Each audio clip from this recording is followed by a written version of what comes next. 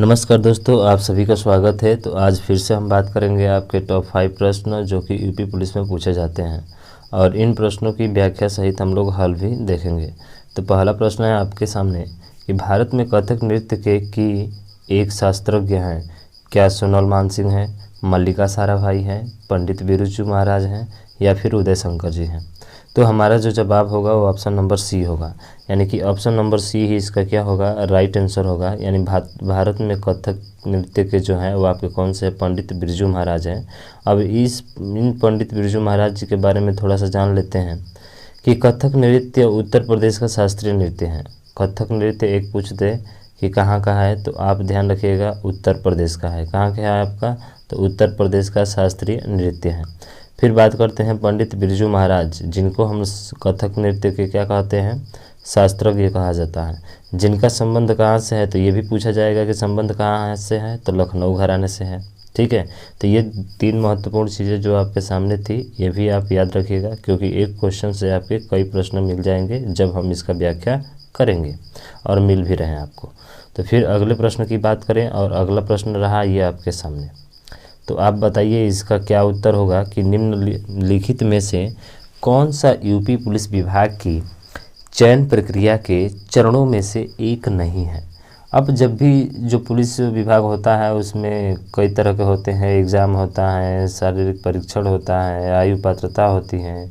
तो क्या इसमें आप कभी भाषा परीक्षण देखे हैं? क्या आप जब पुलिस ज्वाइनिंग करते हैं तो उसमें भाषा भी आपसे पूछा जाता है कि आप किस भाषा से हैं या कौन सी भाषा है? ये तो कॉमन सेंस की बात है, ठीक है, नहीं होता है। तो सर जो हमारा जवाब होगा वो कौन सा हो सकता है, तो हमारा ऑप्शन नंबर डी जो होगा वो राइट आंसर होगा। भाषा परीक्षण आपका नहीं होता है।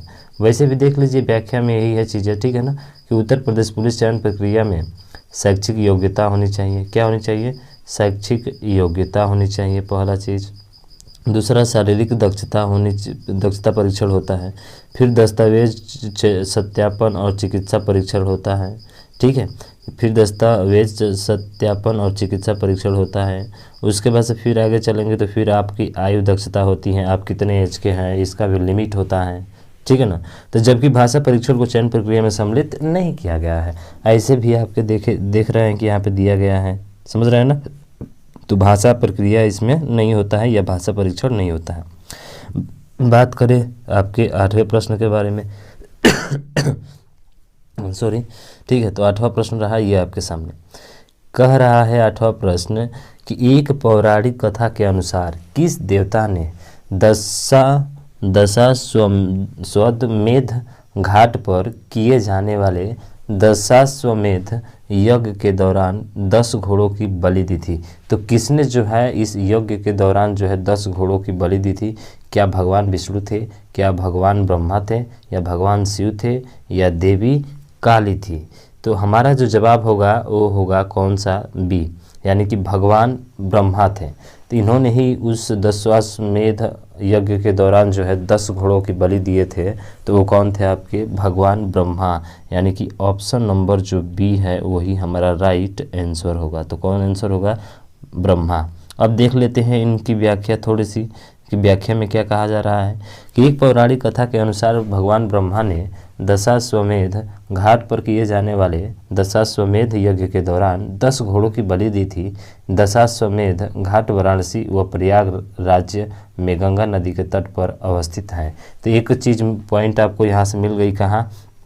तो दशाश्वमेध घाट जो है आपका वाराणसी व प्रयाग राज्य में गंगा नदी के तट पर क्या है, स्थित हैं या अवस्थित हैं, ठीक है ना। तो इतना चीज़ें आपको पता होना चाहिए। अगला बात करते हैं अगले प्रश्न की। तो अगला प्रश्न रहा ये आपके सामने, इसमें कह रहा है कि भारत में बहादुरी का सर्वोच्च पुरस्कार निम्नलिखित में से कौन सा है। आप सभी को पता है कि जो सर्वोच्च पुरस्कार है वो आपका कौन सा है। तो भाई जो सर्वोच्च पुरस्कार है वो आपका परमवीर चक्र है। कौन सा है? तो परमवीर चक्र, यानी कि ऑप्शन नंबर बी जो होगा हमारा राइट आंसर होगा।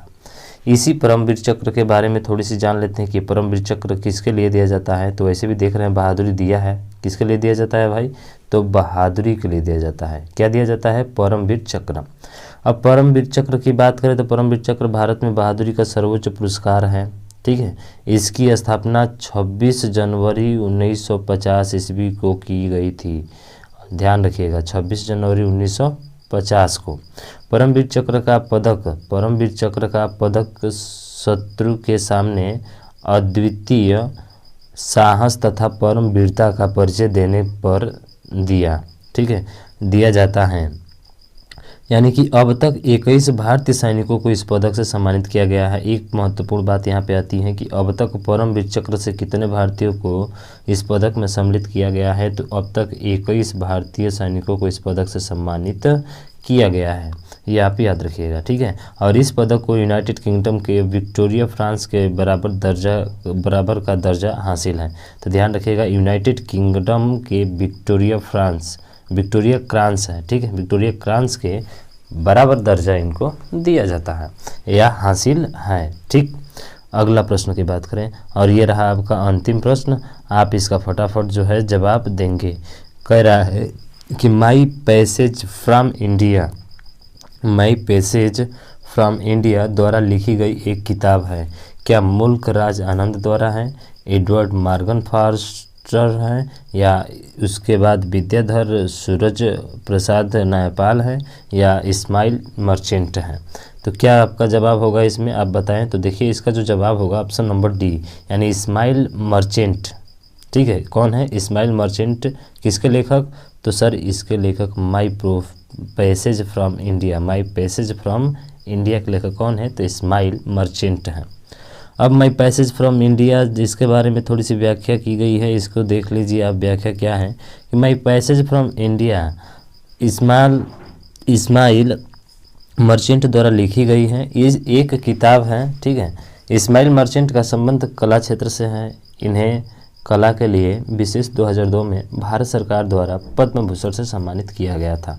तो याद रखिएगा 2002 में जो है इन्हें भारत सरकार द्वारा पद्म भूषण से क्या किया गया था, सम्मानित किया गया था। किन्हें, तो सर इस्माइल मर्चेंट को, ठीक है ना, इस्माइल मर्चेंट को। तो मुझे आशा है कि चीज़ें आपको पसंद आई होगी तो इस वीडियो को ज़्यादा से ज़्यादा शेयर कीजिएगा।